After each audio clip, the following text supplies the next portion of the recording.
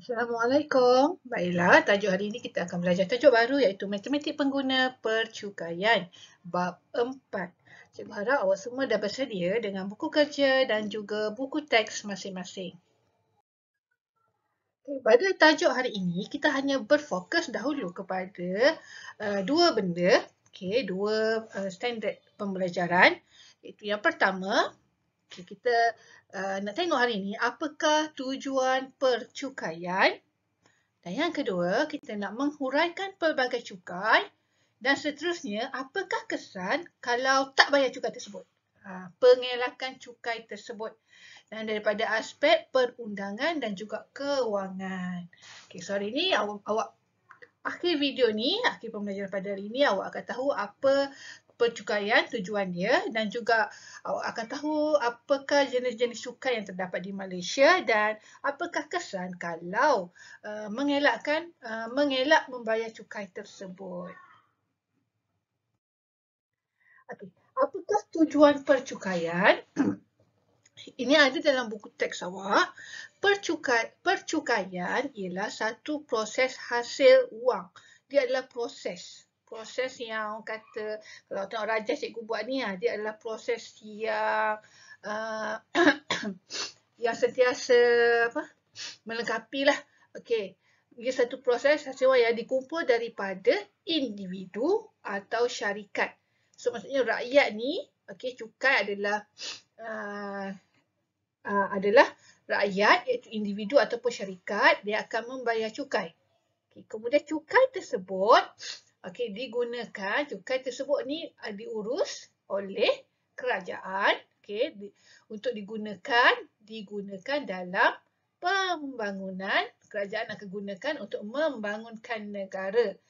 Contoh buku teks awak misalnya pendidikan, kesihatan, keselamatan dan juga kebajikan. Macam-macam lah. Kemudian membangunkan negara. Yang mana bila dia membangunkan negara, contohnya macam untuk tujuan klinik, jalan raya, semua tu cukai tersebut.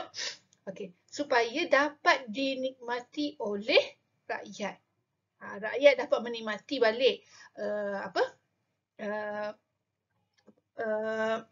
kemudahan-kemudahan yang disediakan oleh kerajaan. Kemudian dah dinikmati, so rakyat akan bayar cukai balik. So dia adalah satu proses mengumpulkan wang daripada individu ataupun syarikat. Itu adalah tujuan percukaian. So kat sini kita tengok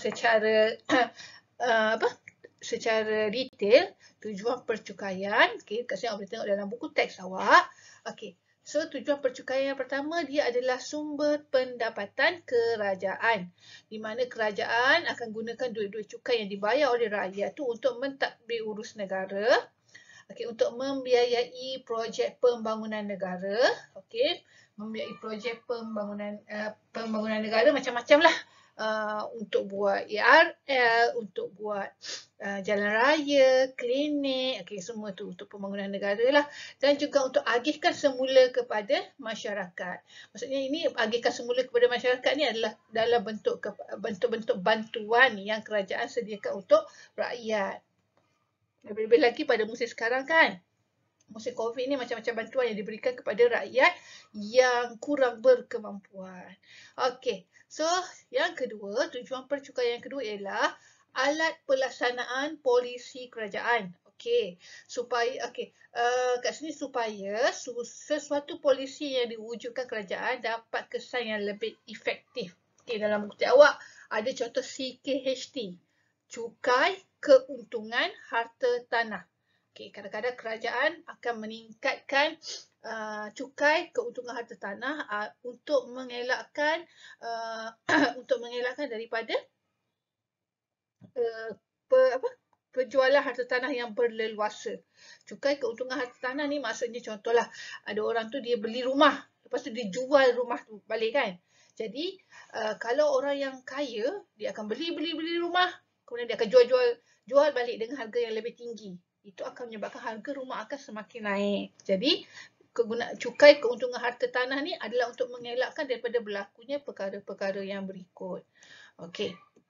Kawalan penjualan barang perkhidmatan. Okay, so untuk mengurangkan pembelian barang atau perkhidmatan tertentu. Ada cukai-cukai yang kerajaan wujudkan untuk kurangkan pembelian barang atau perkhidmatan tertentu. Contohnya, ni. Contohnya pembelian arak, rokok ataupun perkhidmatan perjudian. Jadi cukai judi, cukai arak semua tu kerajaan wujudkan untuk kurang, untuk elakkan daripada rakyat beli barang-barang yang tak membawa faedah itu. Okey, dan yang terakhir adalah untuk menstabilkan ekonomi. Okey, menstabilkan ekonomi sebagai alat kewangan untuk menstabilkan ekonomi. Jadi maksudnya sekarang ni sebenarnya kalau ni Google sendiri, inflasi. Dan salah satu cara adalah untuk mengurangkan inflasi. Okey, tu okey, ini adalah salah satu contoh tujuan-tujuan percukaian. Kat sini boleh rujuk buku teks ya. Okay. Ke mana hasil cukai digunakan? Cukai. Kat mana hasil cukai digunakan?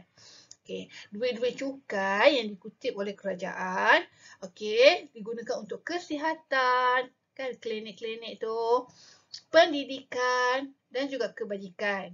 Selain daripada itu, hasil cukai juga digunakan untuk infrastruktur dan kemudahan awam. Okey, bas awam, pengangkutan awam semua tu. Okey, kemudian selain daripada itu, juga digunakan untuk pertanian dan juga perindustrian. Okey, kalau tahu ni ada bantuan-bantuan yang diberikan kepada petani-petani daripada segi baja.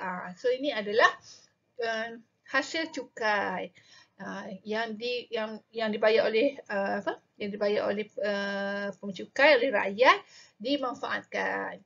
Okay, dan juga untuk keselamatan dan juga pertahanan negara. Okay, ini adalah hasil-hasil cukai yang digunakan. Okay, lagi satu, pembangunan. Okay. Pembayaran cukai. Okay, pembayaran cukai, siapa yang membayar cukai, yang patutnya kena bayar cukai ialah tanggungjawab rakyat. Tanggungjawab rakyat supaya perancangan pembangunan negara tidak terjejas. Itu pentingnya pembayaran cukai ni. Supaya bayangkan kalau semua orang tak nak bayar cukai, jadi negara tak ada pendapatan untuk membangunkan negara. Okey.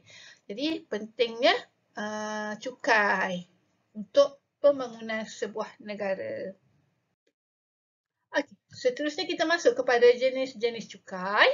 Okey, jenis-jenis cukai dalam buku teks awak ada 5 jenis cukai yang telah diletakkan kat situ, iaitu cukai pendapatan, cukai jalan, cukai pintu, cukai tanah, dan yang terakhir adalah cukai jualan dan perkhidmatan. Okey, so sekarang ni kita akan go through, tengok satu persatu cukai-cukai yang telah cikgu letakkan di sini. Okey, baiklah. Cukai yang pertama ialah cukai pendapatan.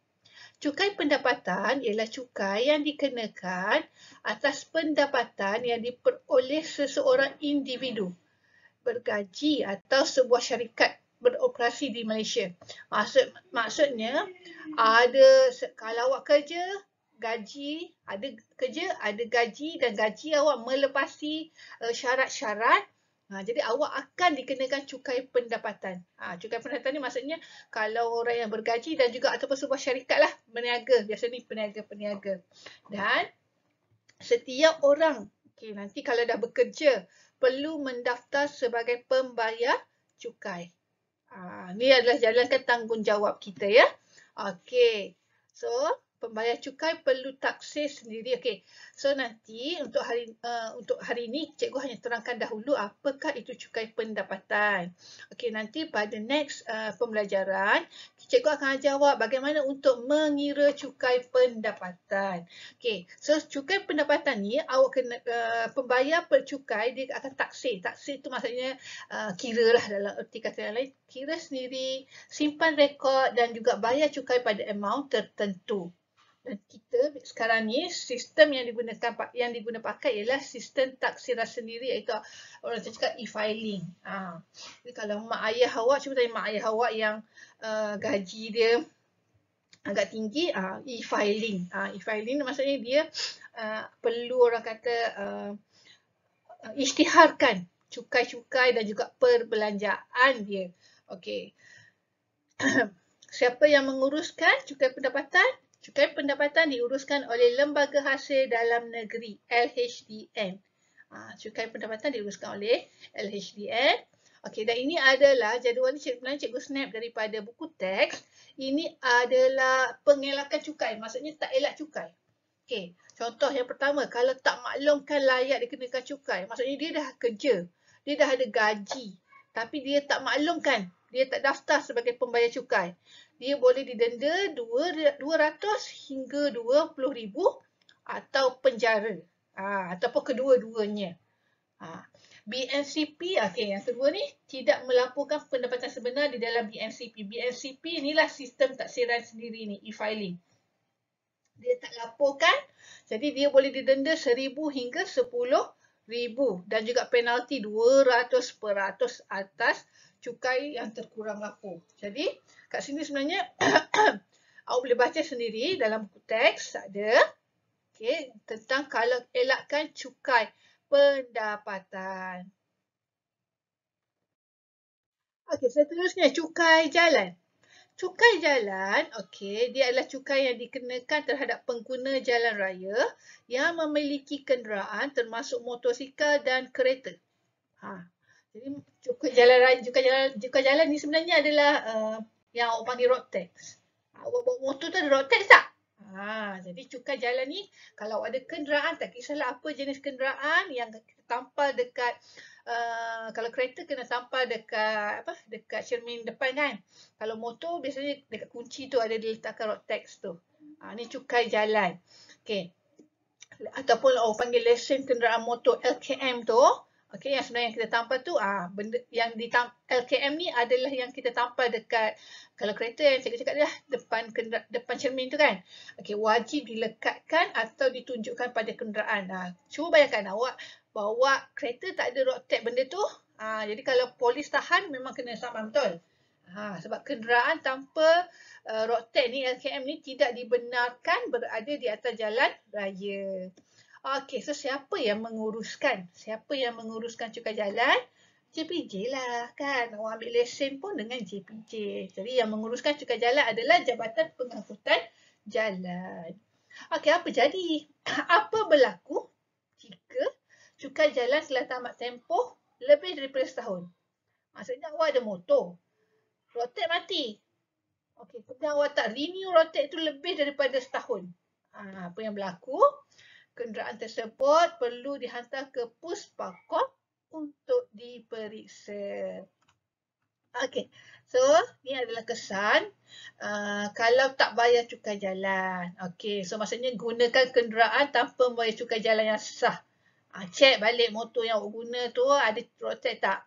So kalau tak ada, boleh didenda tidak melebihi RM2,000. Buat road tax tak sampai 2,000. Kena denda 2,000 bawa motor tak ada road tax. Okey, tu cukai jalan.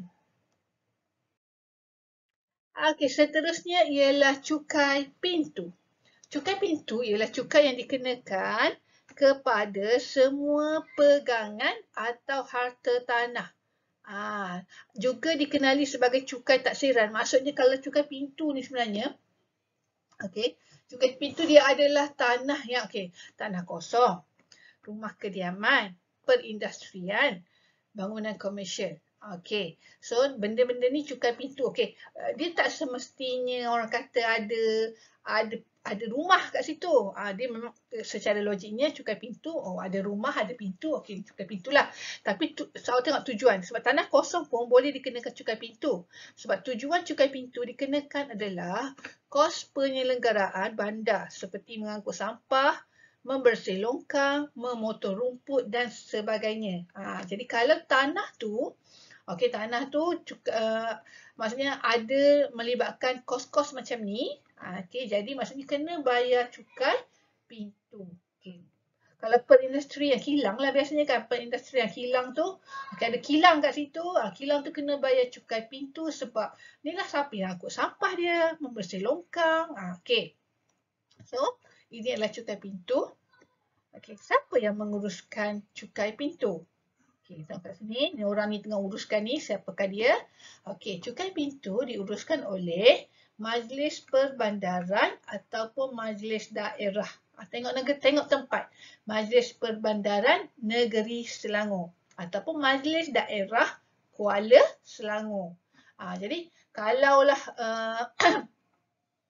lampu jalan tak hidup, contohlah lampu jalan tak hidup, awak boleh report kepada Majlis Daerah Kuala Selangor sebab ialah dia yang menguruskan cukai pintu ataupun orang kata yang lampu jalan yang tak hidup tu. Okey, ini adalah kesan. Kesan tak bayar cukai pintu. So kalau tak bayar, okey, kalau ada tunggakan bayaran cukai tidak dijelaskan dalam tempoh, okey, dia baik lagi, dia keluarkan notis dalam borang E. Okey.